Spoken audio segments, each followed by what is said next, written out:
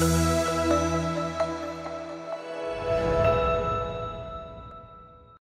TV ekranlarından merhaba.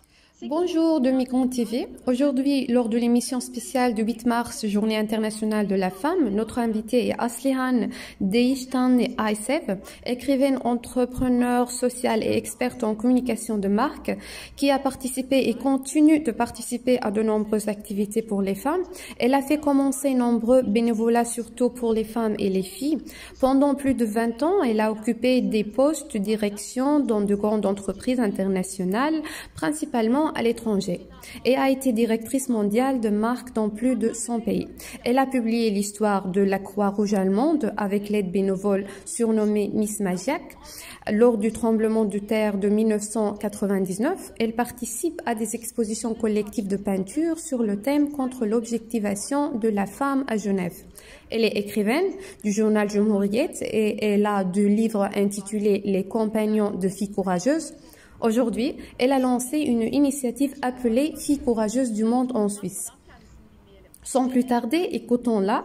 Elle rejoint notre émission depuis Genève. Madame Aslihan, bienvenue dans notre programme. Merci beaucoup. Être avec vous sur Migrant TV le 8 mars a un double sens pour moi, parce que je fais partie des oiseaux migrateurs qui manquent la maison depuis 20 ans. Merci beaucoup pour votre invitation. Merci d'avoir participé à notre émission. Commençons notre entretien avec vous par notre première question. Est-ce que le 8 mars, qui a commencé en 1857 avec la recherche des droits des femmes et a été atteint à travers des difficultés, est bien compris aujourd'hui? Outre ce que nous écrivez et faites sur les femmes et les filles, vous jouez également un rôle actif dans de nombreux mécanismes de soutien. Le 8 mars est une journée très importante, un mouvement de femmes et une lutte trop importante pour tenir une seule journée. Comme vous le savez, les femmes réclament des droits depuis des siècles. Selon les informations du Forum économique mondial, si l'ordre actuel perdure, il reste encore des siècles pour cette lutte. On pense que la lutte pour l'inégalité se poursuivra pendant 136 ans, mais nous n'avons pas l'intention d'attendre 136 ans. Les Nations Unies ont inscrit l'égalité des sexes parmi leurs objectifs mondiaux de développement pour l'année 2030. Ceci est une étape très importante. En tant que femmes, nous devons garder notre résistance à l'ordre du jour, tous les jours, pas seulement un jour, jusqu'à ce que nous soyons toutes égales, libres, pleines et en sécurité. Je me pose toujours la question, qu'est-ce que j'ai fait pour l'égalité aujourd'hui? Je pense que nous devrions tous nous poser cette question aussi, dans notre travail, à la maison, dans tous les recoins de notre quotidien, en regardant des informations, en choisissant ce que nous lisons. Nous devons être sensibles aux inégalités et agir pour les corriger. Il y a certainement quelque chose que nous pouvons tout faire. Depuis ma jeunesse, j'ai toujours lutté pour l'égalité tant dans ma vie professionnelle que privée. Bien sûr, ces préoccupations ne sont intensifiées lorsque j'ai commencé à élever deux filles. Un jour, j'étais très déçue par une librairie. J'ai réalisé que les personnages principaux des livres pour enfants sont tous des hommes. Je pensais que l'âge des princesses de contes de fées, dont le seul attribut était la beauté, qui attendait un prince charmant, est passé. Mais j'ai réalisé que le même cliché, les mêmes scénarios clichés se déroulent dans les histoires et les livres pour enfants et adultes. Bien sûr, cela peut varier selon les pays, mais la moyenne des filles qui tiennent le premier rôle dans les livres pour enfants est 20%. On ne voit pas les filles dans le rôle principal. Selon les recherches de Tusiad, les femmes n'apparaissent pas comme des leaders dans les séries télévisées turques. Nous voyons généralement des femmes en arrière-plan, de même à Hollywood. Les stéréotypes de genre existent partout, de la littérature aux slogans sur les vêtements. Peu de choses ont changé depuis mon enfance. Les femmes sont systématiquement laissées en arrière dans la vie, dans les livres, dans les feuilletons. Si les enfants continuent d'être élevés de cette manière, l'écart entre les sexes ne comblera pas, même avec les projets et les progrès technologiques. C'est pourquoi je pense que la langage que nous utilisons et les histoires que nous racontons doivent changer. Si les histoires changent, la perception change, le monde change. C'est ainsi que j'ai commencé à écrire la série du livre Compagnon pour filles courageuses. J'ai déclaré le temps pour les filles courageuses, pas jolies. Votre livre crée beaucoup de prise de conscience partout où il atteint. Vous menez diverses activités dans des villages. Pouvez-vous en parler un peu? Comment pouvons-nous dériver de ces histoires? En fait, en écrivant les histoires, je voulais inculquer la confiance en soi aux filles, ouvrir leur horizon, dire aux filles qu'elles sont courageuses et aussi dire aux garçons de comprendre les femmes, de respecter les femmes, d'être des compagnons des filles et comprendre qu'ils sont en fait un symbole de leur courage. Pour cela, j'ai montré des héros polyvalents avec les missions impossibles à faire. Ces livres sont allés dans toute la Turquie. Le livre est devenu l'un des livres les plus lus et c'était l'un des nombreux cadeaux. Il a atteint même les plus petits villages. Nous avons reçu des commentaires pour les livres qui ont atteint les villages. Alors j'ai commencé à rencontrer des enfants dans les villages. Nous avons organisé des réunions avec des enseignants, des enfants et leurs familles de Hakkari à Mersin, de Batman à Izmir. Nous organisons des séminaires, des conférences. Je vois vraiment un changement qui commence afin de rendre ce changement encore plus permanent. Nous avons commencé à créer des bibliothèques, des centaines d'enfants bénéficient. Actuellement, des bibliothèques que nous avons créées à Şanlıurfa et Batman. Le nom des bibliothèques est devenu Compagnon pour filles courageuses. Nous l'avons spécifiquement nommé. Ainsi, les filles courageuses pourront apporter des bibliothèques, des opportunités à leur village. Nous veillons à ce que les personnes qui peuvent être des modèles pour eux atteignent ces villages. Nous menons des entretiens en ligne à la fois avec des histoires et nous rendons dans les villages en personne. Nous avons également lancé un programme d'anglais dans 4 villages. Vous avez écrit les histoires du premier juge de la Cour suprême au monde, de la première femme neurochirurgienne, lorsque les femmes chirurgiennes n'étaient pas acceptées en Europe et en Amérique, photographe de guerre et de voyage, et trop de femmes pour compter dans vos livres. Est-ce que les hommes, en particulier les garçons, sont-ils le public cible de vos livres, ainsi que les femmes et les filles? J'ai commencé à écrire en identifiant les filles et les garçons du primaire et du secondaire comme public cible. Puis j'ai vu que tout le monde lisait les livres de 7 ans à 70 ans. Les adultes en profitent également. Il y avait des lecteurs qui ont vu le livre et on dit qu'avec des encouragements, il est entré à l'université après l'âge de 30 ans et a commencé à peindre à l'âge de 50 ans. Le courage est un concept dont nous avons tout besoin à tout âge. En même temps, les femmes des villages avec différents niveaux d'éducation ont commencé à lire des livres. Nous avons même un tel projet à Menemen, une pièce de théâtre sur le thème « Les filles courageuses des mères courageuses » et en cours de préparation par l'une de nos enseignantes. En fait, le livre s'adresse aussi bien aux filles qu'aux garçons. Les hommes n'ont pas l'habitude d'avoir des femmes dans les livres comme héros. Comme je l'ai mentionné plus tôt, il n'y a pas de grand chose dans la littérature pour enfants. En décrivant des femmes héroïques, dans mes messages pour les garçons, je souligne que les femmes peuvent aussi guider les hommes.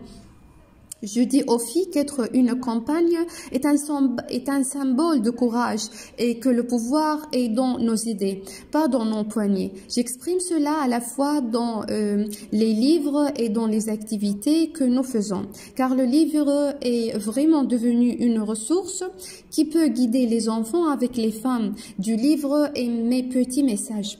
Ces femmes sont toutes des casseuses de codes. Elles ont brisé des tabous. Comme vous l'avez dit, il y a Melehat Rouajan qui est devenue la première juge à la Cour suprême du monde à une époque où l'on disait qu'une femme pouvait devenir avocate. Il y a la première femme mathématicienne turque, Pari Pishmish. Elle est devenue à la fois mathématicienne et astronome à une époque où l'on disait aux femmes qu'elles ne pouvaient pas le faire. Elle étudie les étoiles et découvre un amas d'étoiles. Cet amas d'étoiles s'appelle Pari Pishmish. Autrement dit, elle écrit son nom sur les étoiles à une époque où l'on dit qu'un mathématicien serait une femme. Ces exemples nous donnent de la force des femmes qui ont réussi l'impossible. Dans les livres, j'insiste sur ce qui suit à la fois pour les femmes et pour tous ceux qui lisent le livre. C'est quelque chose que mon père m'a dit aussi. Il y a toujours des obstacles dans la vie.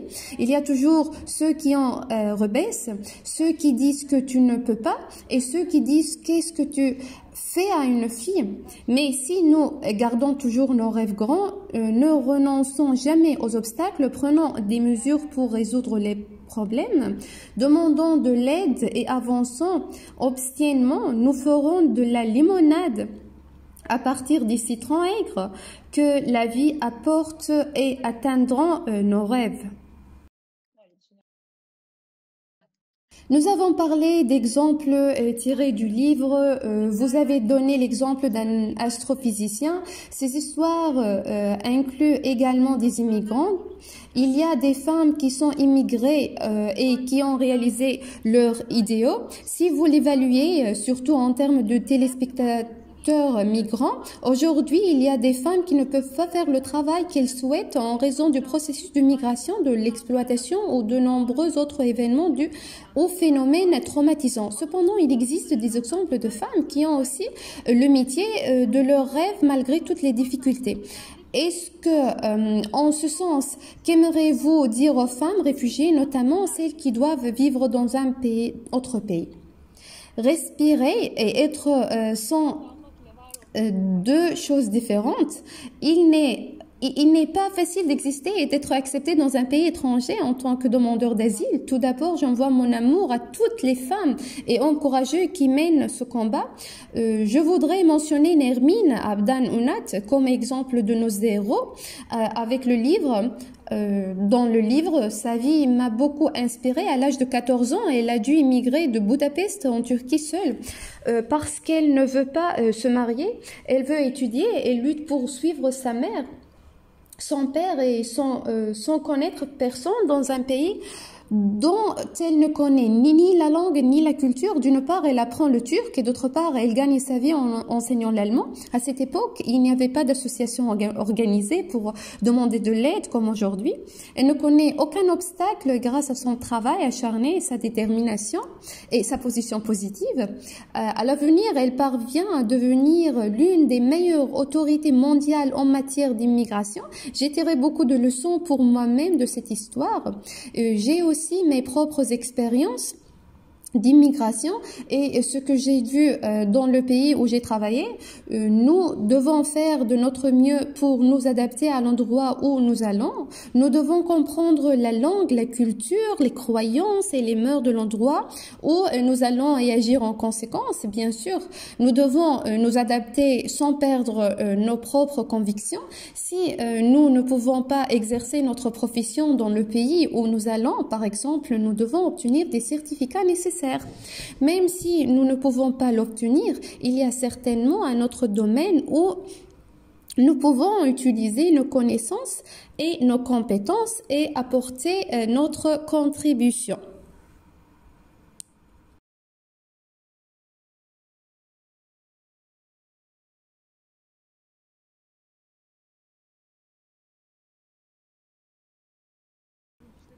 Nous avons parlé d'histoires individuelles et d'exemples pour aborder le sujet de la solidarité féminine. Vous faites référence à Lysistrata d'Aristophane dans un article du journal Jumhuriyet. Lysistrata joue le rôle principal en tant que femme militante de l'époque, un chef qui a réussi à amener son ami avec son ennemi. Il est très important qu'une pièce de théâtre, Lysistrata, ait été écrite. Elle recourt à la solidarité des femmes pour mettre fin à la guerre.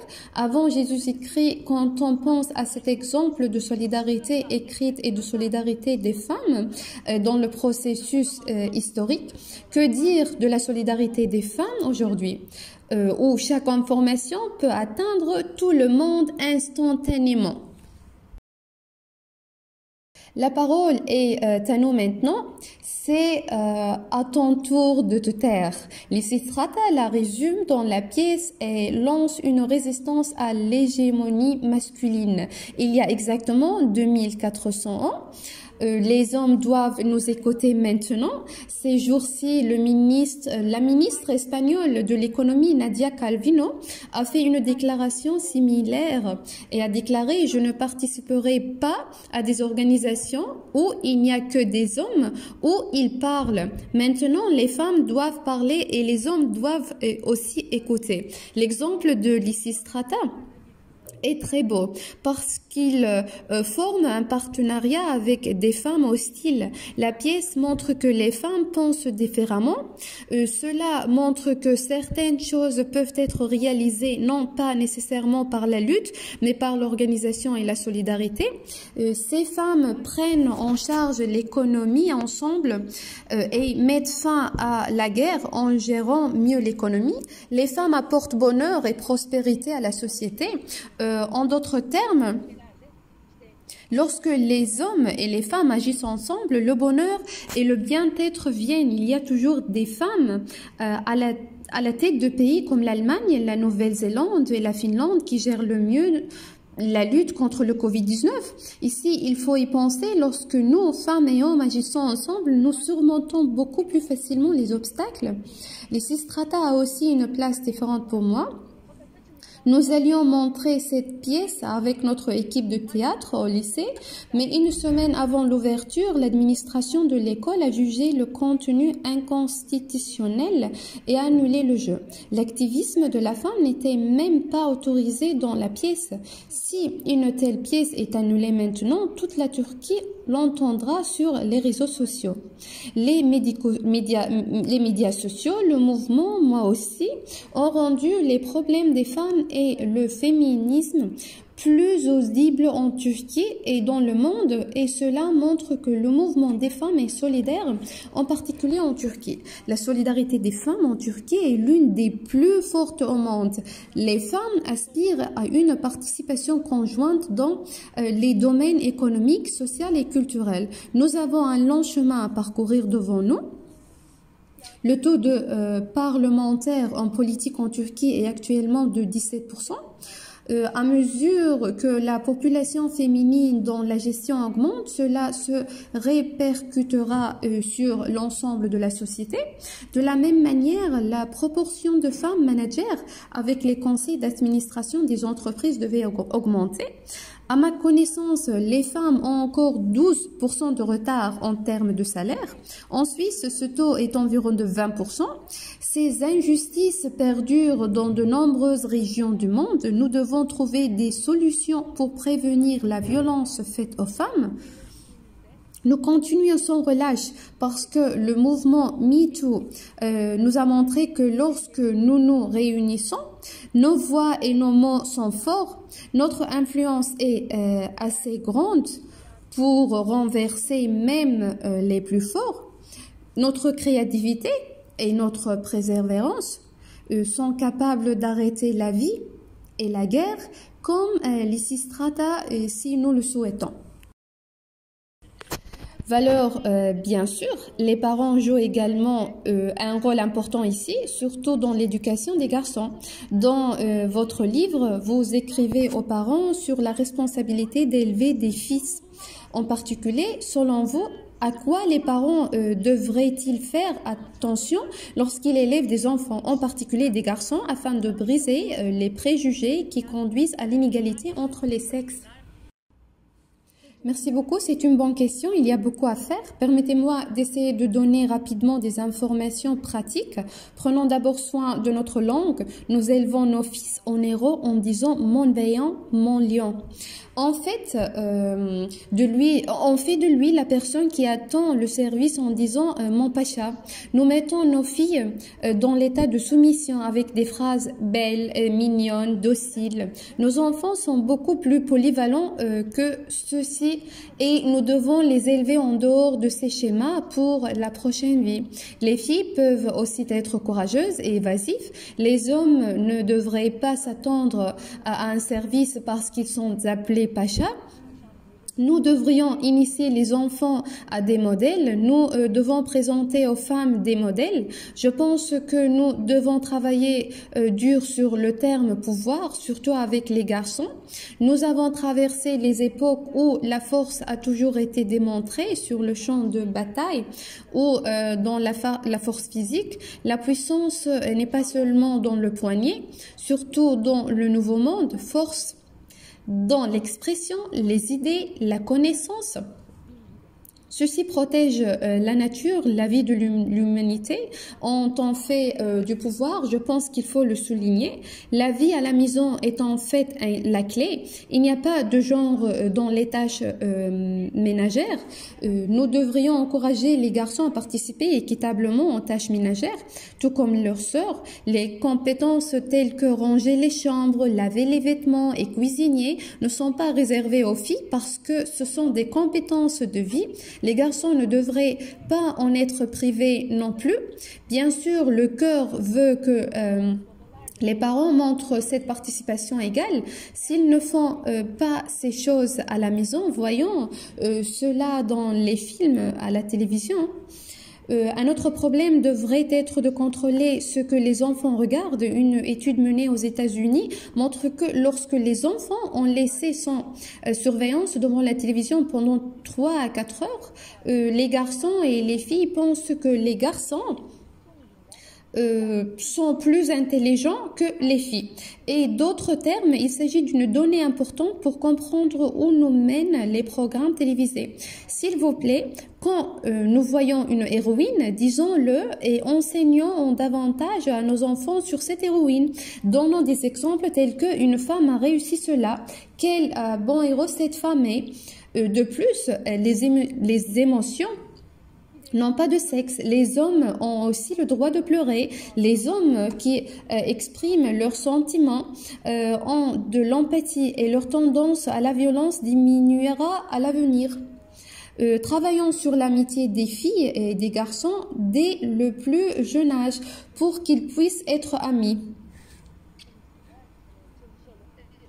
Vous avez si bien expliqué la lutte contre l'inégalité de sexe dès l'enfance, mais malheureusement, il existe de nombreux types de violences basées sur l'inégalité entre les sexes. La violence physique, la violence psychologique, la violence socio-économique, la violence dans les fréquentations peuvent être comptées parmi ces types de violences. Selon vous, que devrions-nous faire pour prévenir toutes les formes de violence à l'égard des femmes? Quelle est notre responsabilité et quel type de travail les institutions publiques et les organisations non gouvernementales devraient-elles prioriser? La violence est notre gros problème. Le sujet de la peur et de la colère pompée dans les nouvelles est également très important. Nous regardons constamment à la télévision la violence qui fait tomber les femmes et les victimes de violences. Bien sûr, nous devrions en parler, mais nous devrions également dire où les femmes réussissent et où le développement des femmes est possible, tout en donnant des nouvelles sur les femmes et la violence. Nous ne devons pas produire de contenu qui mettra la victime dans une situation pire. Les nouvelles de la violence sont devenues monnaie courante et font partie intégrante de la vie. La façon dont les nouvelles sont présentées est aussi souvent erronée, tout en décrivant un incident de violence, la jupe que porte la femme, la personne à qui elle parle et l'environnement dans lequel elle se trouve sont racontés. Ensuite, le criminel dans l'affaire de violence porte une cravate et se libère.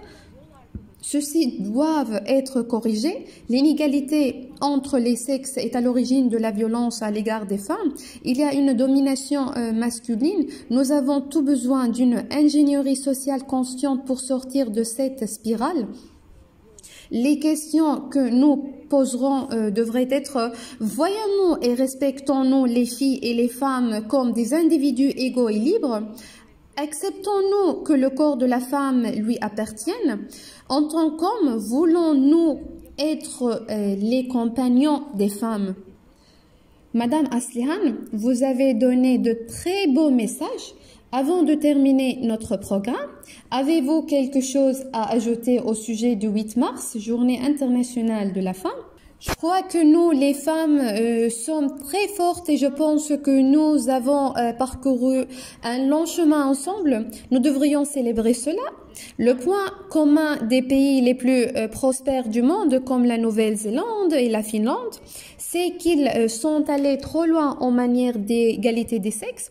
Nous aussi, nous pouvons faire en sorte que nos propres pays atteignent ce niveau de prospérité en augmentant le nombre de femmes et d'hommes courageux qui les accompagnent.